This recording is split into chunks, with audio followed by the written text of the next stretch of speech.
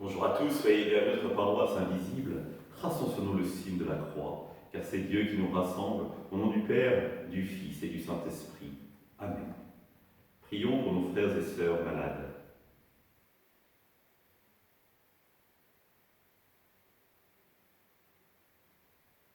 Prions pour les soignants et tous ceux qui œuvrent pour le bien commun.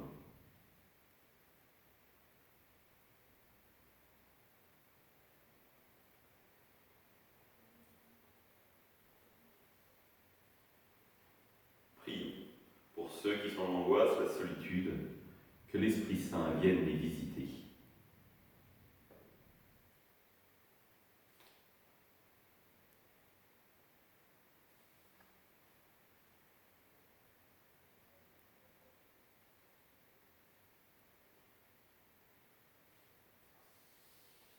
Et pour manifester notre communion, je vais maintenant allumer cette bougie au cierge pascal.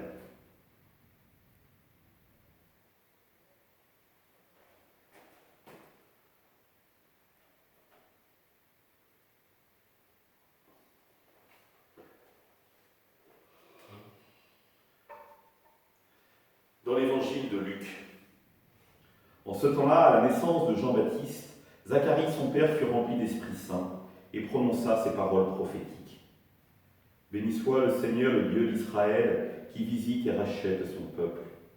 Il a fait surgir la force qui nous sauve dans la maison de David, son serviteur, comme il l'avait dit par la bouche des saints, par ses prophètes depuis les temps anciens. Salut qui nous arrache à l'ennemi, à la main de tous nos oppresseurs.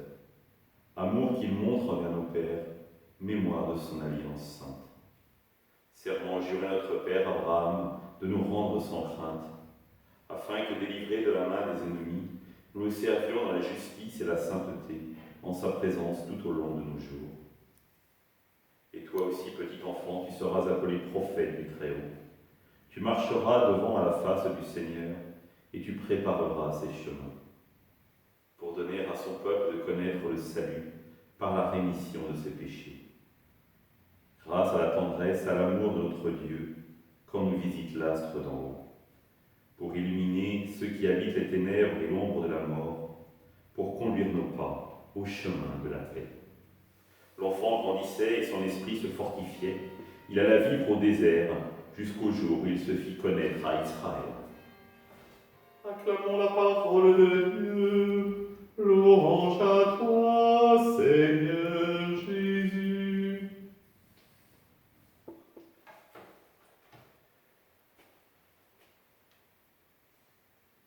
Béni soit le Seigneur, le Dieu d'Israël, qui visite et rachète son peuple.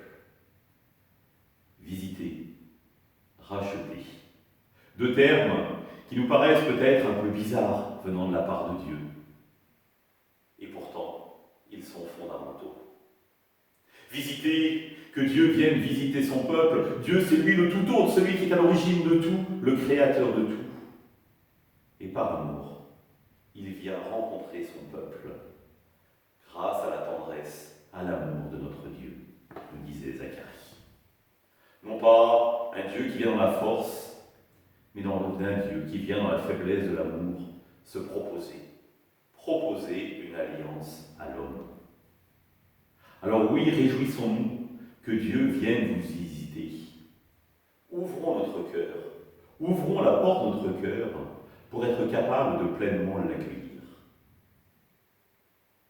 Parce que le deuxième mot nous dit l'importance qu'il y a. Le rachat. Il a racheté son peuple. Qu'est-ce que ça veut dire exactement? Parce qu'on le dit, mais qu'est-ce que ça veut dire que Dieu vient racheter? Ça vient d'une tradition hébraïque qui était le Goël.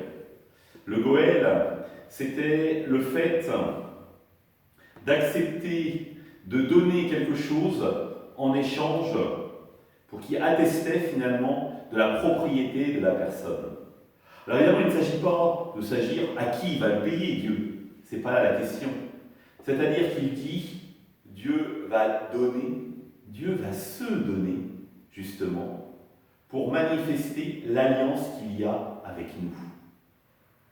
Parce qu'il va devenir, pour le Goël propriétaire, là le terme n'est pas adapté évidemment, vous le comprenez bien, mais il va venir pleinement nous proposer cette alliance pour que nous puissions en vivre.